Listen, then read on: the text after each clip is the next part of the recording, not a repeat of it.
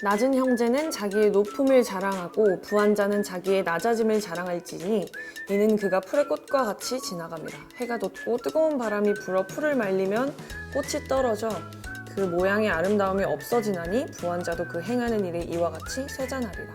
만일 너희 회당에 금가락지를 끼고 아름다운 옷을 입은 사람이 들어오고 또 남루한 옷을 입은 가난한 사람이 들어올 때에 내 사랑하는 형제들아 들을지어다.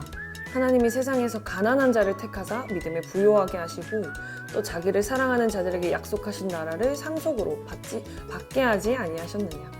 가난하다, 낮아진다는 것은 성경에서 가장 중요한 온전한 자가 되는 것입니다. 이 성경 전체에서 가장 의미 있는 예수님의 가르침을 압축해서 야고보서에서 나누고 있습니다. 결코 이 가난하고 낮아지는 것은 인간적인 위치를 말하는 것이 아닌데요. 야고보는 지금 그런 말을 하고 있는 게 아닙니다. 낮다는 헬라어로 타페이노스입니다. 타페이노스는 바닥에 완전히 깔려진 평평해진 상태를 의미합니다. 야고보는 이 가난한 자와 관련된 말씀 앞에 여러 가지 시험을 만나거든 온전히 기쁘게 여기라는 말을 하는데요. 내 형제들아 너희가 여러 가지 시험을 당하거든 온전히 기쁘게 여기라. 이는 너희 믿음의 시련이 인내를 만들어내는 줄 너희가 알미라. 인내를 온전히 이루라. 이는 너희를 온전하고 구비하여 조금도 부족함이 없게 하려 함이라. 야고보의 말에 따르면 인내를 이루는 것은 온전하고 구비하여 부족함이 없는 것입니다. 준비된 자, 주님의 사람, 신부, 하나님의 백성, 부족함이 없는 자로 세워지는 것을 의미합니다. 너희 중에 누구든지 지혜가 부족하거든 모든 사람에게 후히 주시고 꾸짖지 아니하시는 하나님께 구하라. 그리하면 주시리라. 이 온전한 자는 지혜를 가진 자이고 두 마음이 없는 자입니다. 두 마음을 품어 모든 일에 정함이 없는 자로다. 다시 돌아와서 낮은 자, 타페이노스는 여러 가지 믿음의 시련을 통해서 온전하게 구비된 자를 말하는 것이죠. 우리가 이것을 깨닫지 못하는 것은 그 낮은 자, 가난한 자를 인간관계 속에서 이해하기 때문입니다. 여러 가지 믿음의 시련을 통해서 하나님의 지혜를 가진 온전해진 자를 말하는 것입니다. 낮은, 즉 타페이노스를 예수님이 어떻게 말씀하셨는지를 보면 이것이 일반적인 얘기가 아니라는 걸 우리는 알 수 있는데요. 그때 제자들이 예수께 나와 이르되 천국에서는 누가 크니까? 천국 하나님 나라 높은 곳이죠. 이 높은 곳인 하나님의 나라에서 누가 큰 자이냐고 제자들이 지금 질문하고 있습니다. 예수님의 대답을 한번 살펴볼까요? 예수께서 한 어린아이를 불러 그들 가운데 세우시고 이르시되 진실로 너희에게 이르노니 너희가 돌이켜 어린아이들과 같이 되지 아니하면 결단코 천국에 들어가지 못하리라. 그러므로 누구든지 이 어린아이와 같이 자기를 낮추는 사람이 천국에서 큰 자니라.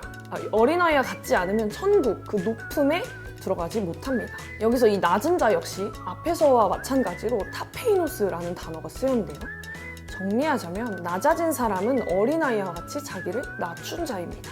그가 낮은 형제, 그 높음에 들어가는 자입니다. 낮은 형제가 지금 자기의 높음을 자랑했는데요. 이 높음은 헬라어로 휩소스입니다.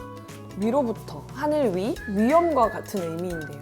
이는 우리 하나님의 긍휼로 인함이라. 이로써 돋는 해가 위로부터 우리에게 임하여.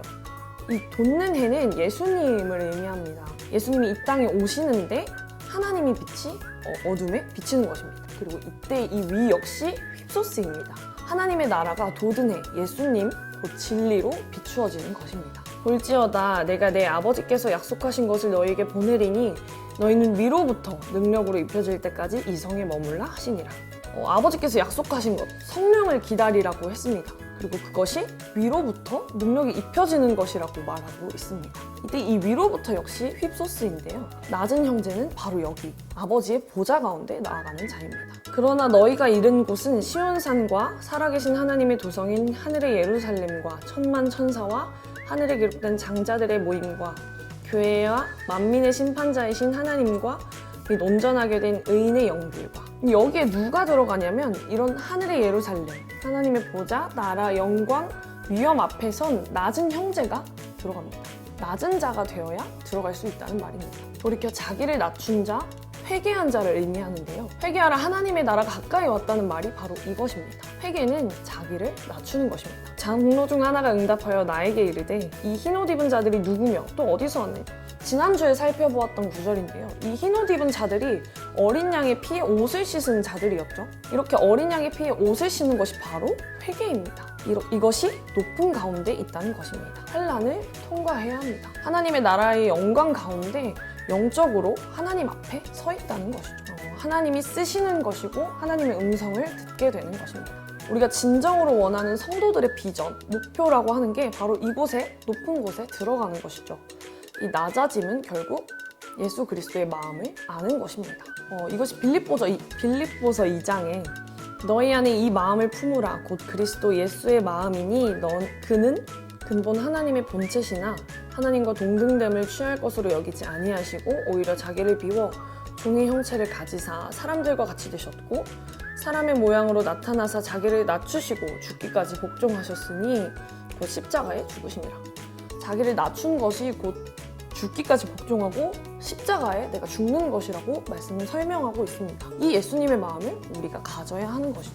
이러므로 하나님이 그를 지극히 높여 모든 위에 뛰어난 이름을 주사, 즉 예수님의 마음을 가지면 우리는 높은 가운데로 들어가게 됩니다.